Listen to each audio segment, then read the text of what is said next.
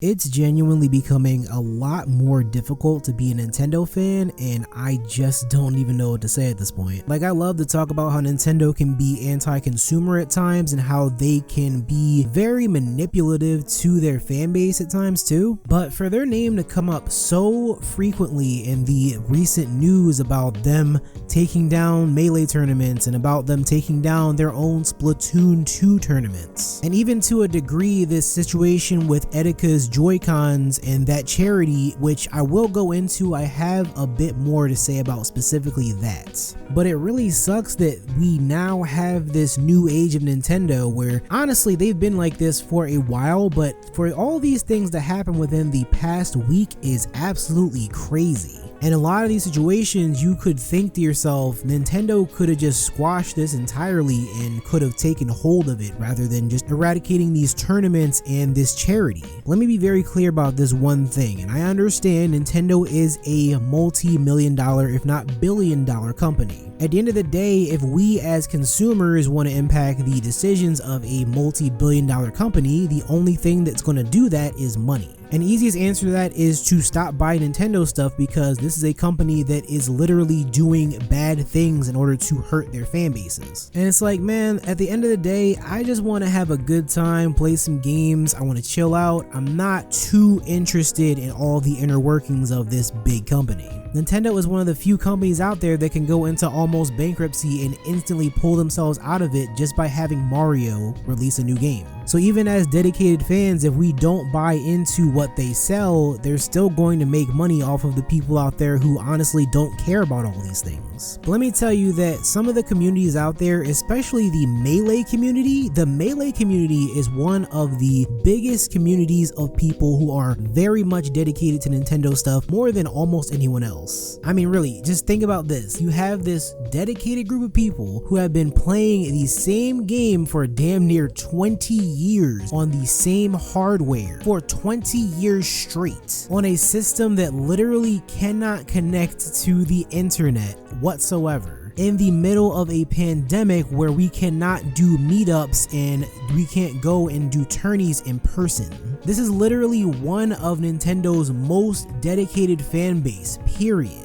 And instead of Nintendo themselves saying, hey, you know what, we're going to host our own tournaments and we're going to become a bigger part of the community because we care about you, because we want you to have a great experience. Instead of doing that, they just say, you know what, nah, fuck it. We're going to shut it all down. It's all bad. It's all terrible. We're not going to allow this to happen. And a lot of people might say like, hey, you know, it's within their rights. They have the ability to do that because, I mean, it is their IP. You have no right to say that they can't do that. Obviously, that is true. But what I've really been seeing recently, especially with the situation with the Etika Joy-Cons, is that a lot of companies are really taking it upon themselves to enforce this copyright that doesn't need to be enforced. Companies are really protective of every little bit of IP that they have. And if it wasn't obvious from Nintendo shutting down all these fan projects, I'm going to say that again, fan projects, not actual recreations of their shit. It's not like people are making emulations of official Nintendo games and putting them out on the internet for free or anything, but these are dedicated people who put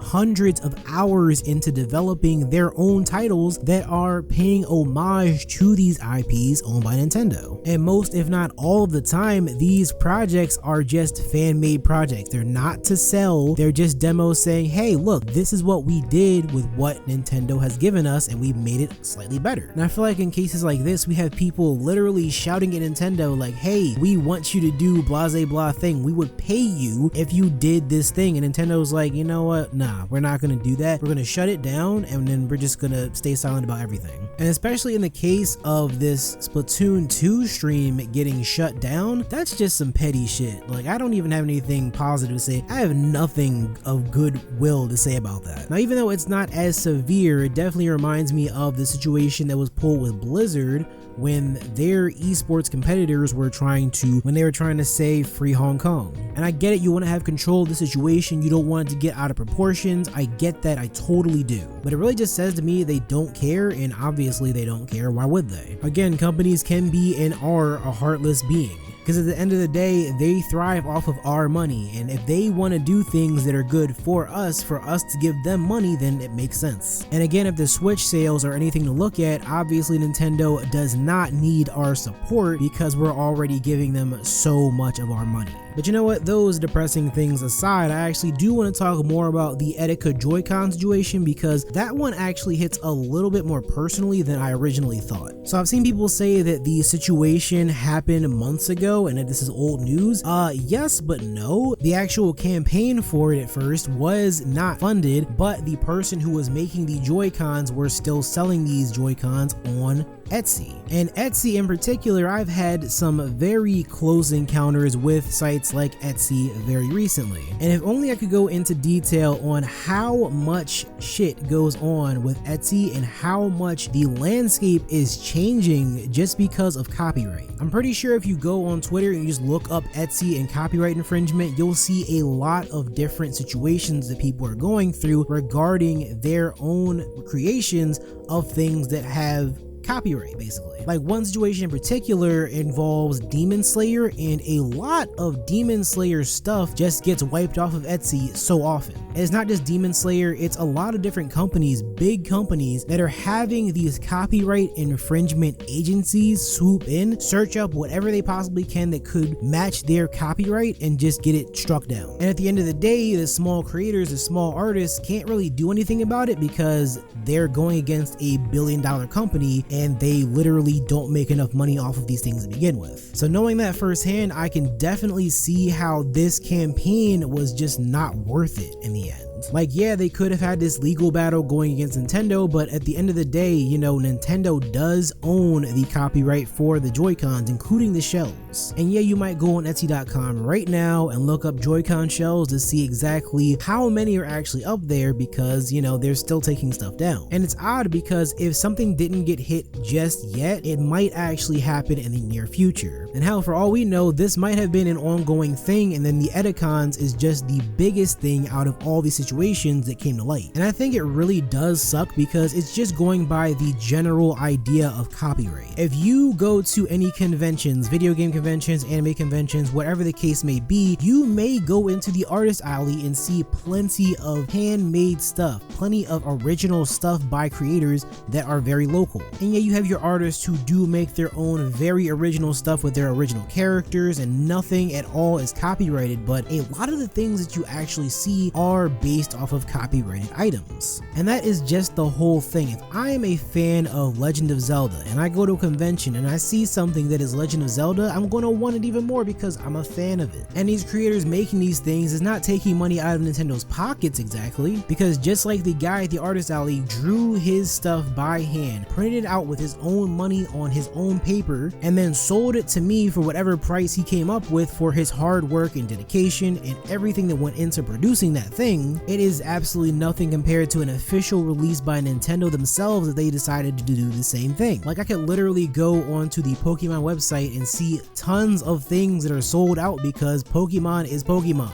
If people like that thing, they want the original thing, they're going to go and they're going to get that original thing, and it's going to be worth a lot more to those people. And if I go on Etsy and I wanted to buy these Etikons, guess the fuck what? I still have to get Nintendo Joy-Cons at the end of the day. Regardless of how much money I'm putting out for shells for Joy-Cons, nobody's out here making the actual Joy-Cons themselves. Because if somebody was out here making Joy-Cons that can fit those shells, then that in and of itself is even worse copyright infringement. But hey, making shells is like, it's totally different in my opinion. Like, I could seriously go on and on talking about this for a very long time. This is the kind of thing that I think about so much, is just how Nintendo just loves to be anti-consumer, how a lot of companies actually like to be anti-consumer too. And my particular situation involving Etsy and those copyright laws, that involved Viz Media more than anything else. And trust me, there's a lot of companies out here right now that are bringing down the ban hammer on everything they possibly can. And in my opinion, I do think that it is due to the pandemic in some way. Conventions were a very good way of getting these things sold and not as visible as just having your stuff available online for the entire world to see. And it's also the fact these creators have no other choice right now. I know people who could have made thousands of dollars in the entire summer of conventions, making almost enough money to pay their entire rent for the year.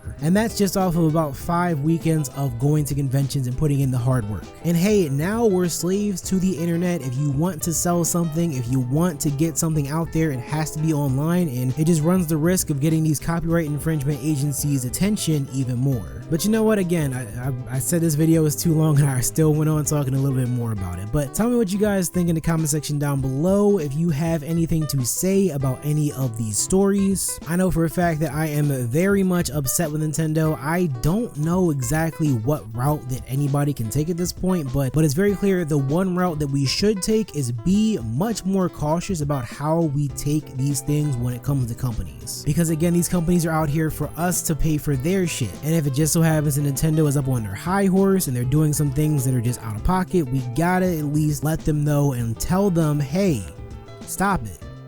Get some help. And also don't forget to subscribe and follow me on Twitter if you like anything in this video. And that's about it for today, so I'll see you guys in the next one.